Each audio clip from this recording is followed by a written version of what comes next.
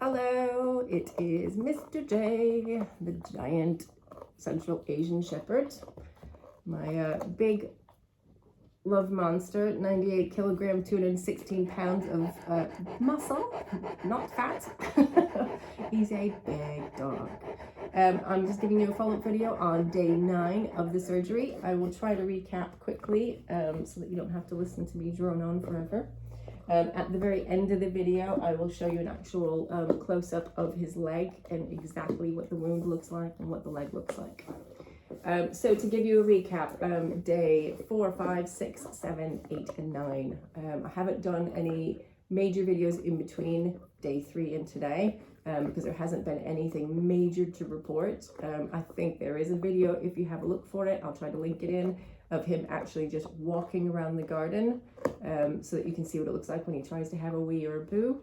Don't worry, I didn't film him having a poo, but you'll get an idea of what they look like when they're trying to move around.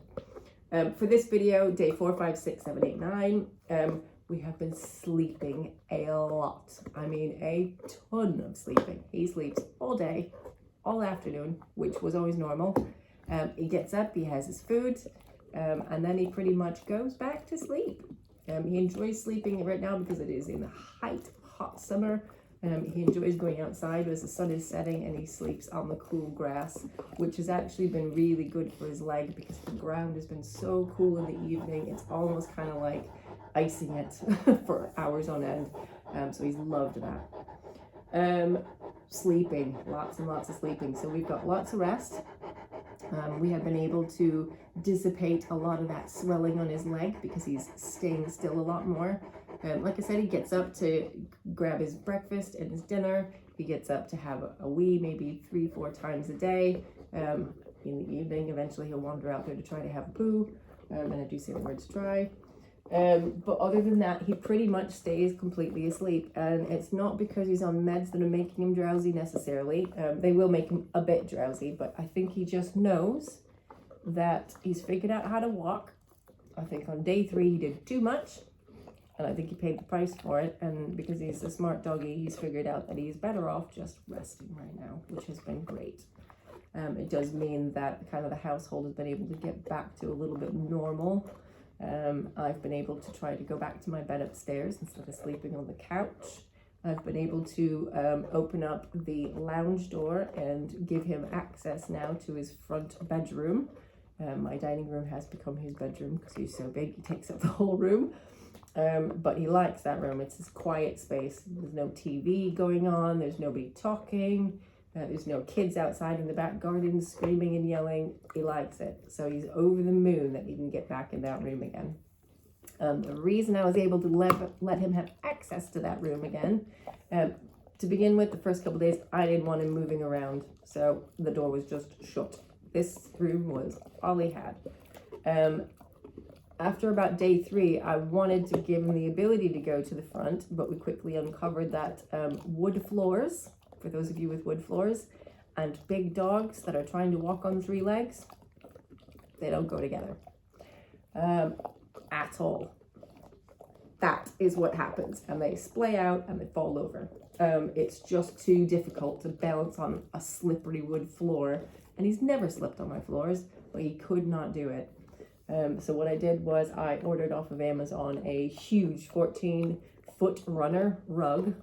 It cost me all of about £30 to have it delivered, and I now have a rug, a nice sticky back rug that goes all the way from my front door to my kitchen, which means he now has access to his front room, which has been great for him as well because he likes being quiet in there. The downfall of this is because he is not under mummy's 24/7 watchful eye, just in the last 2 days, he has started trying to lick his wounds quite obsessively. So I had just gotten off the phone with the vet a little while ago, talked to her about options.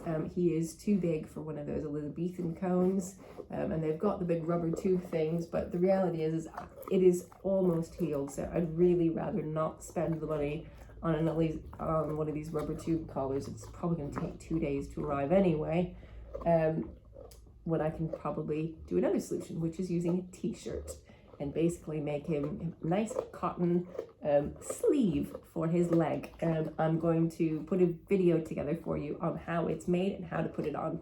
So if you're interested in that, again, bandages aren't good because they can't breathe, but something like a t-shirt, the wound can still breathe and heal nicely, but they can't lick it.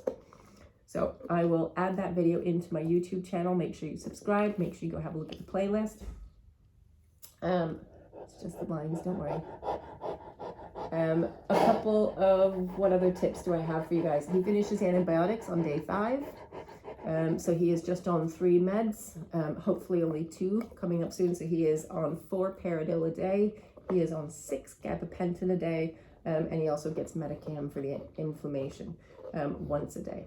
I split all of that up into 2 different meals for him. So he gets a very, very small breakfast. It's literally maybe about a handful of raw dog food. And all of his pills are stuck in there for the morning session. Down the hatch it goes. He's never been much of a morning eater anyway, so that works out perfect. It gives him just enough food to kind of get him through the day. He goes back to sleep. In the evening, he gets the second half of all the pills in his normal dog food size bowl, which is a mixture of usually either, it is raw dog food that I buy already pre-prepared. It's a Bloomer's Complete. That's what I use. I'm not endorsing it. There are loads to pick from, but I buy the complete version because it's got all the bones and the vitamins and the minerals already stuck into it. So he gets 1 of those tubes a day in the evening, and about every other day we give him a mackerel, because these big guys need fish. Bones, joints, and all those other things, they need fish. So every other day Daddy brings him home a treat and he gets a great big mackerel. Again, there's a video of how we serve him that, because we usually kind of make a bit of a fun thing out of it. My partner loves to do that, so look for the video of him being fed his fish in a box. What have I got for you? Some tips before we end the video here, and then we will wrap up. I already gave you the carpet wood floor tip. Second tip will be the sleeve for his leg, which I'll do on a separate video. The other big tip that I can give you suggestion with for any large dogs or any dogs full stop, or especially dogs that tend to bark at the front window when they see people walking by, or if you have delivery people coming. I was terrified about him because he has proper guard dog tendencies. So when somebody comes to my front door, he goes berserk at the front window. Just wait, stay. He goes berserk at the front window. So what I've done is I have made a huge sign, A4 sign, that has a great big stop sign literally on it. And in small text underneath that, it says, please do not knock. Well, the do not knock is big. Hang on, come here. You're gonna stay. Stay. Okay, go on. Go on. I'll finish the video without you. You gonna move? Nobody can see me. Anyways, I'll keep talking as he stands in my way. There's a big stop sign. Do not knock. And basically it has been an absolute godsend, because Amazon delivery, my son orders takeaway, anything of the sort. It means that he no longer hears them, because they leave everything at the side door. They ring my mobile to say that it's there. I get it. He's none the wiser that somebody's come on the property and come and gone. Obviously I've got all my blinds in the front completely closed and the windows. He can't see or hear what's going on outside that front. Huge tip. It means we haven't had any problems of a dog trying to jump up all of a sudden and run to the front hallway without thinking that he can't do that anymore. So that's pretty much it.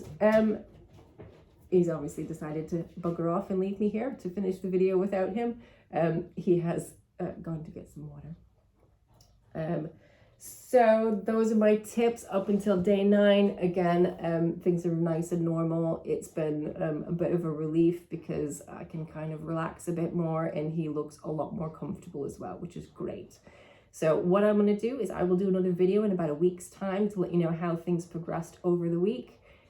Slowly but surely we'll be adding in little bits of physio, so I will let you know about those. So again, subscribe if you want to see how that progresses over the next 2 to 3 months. At the moment I do some massage on him twice a day just to keep his neck and his back muscles loose because obviously they're very tense from him trying to stand on 3 legs. So I give him a good scrub and a muscle rub, which he absolutely adores. You just kind of move the skin around. You're not pushing, you're just moving things around. But anyways, that's my last tip. I'm going to let you guys go. I can hear Mr. J coming back, and you're going to come say goodbye to everyone, and then I will show you his wound.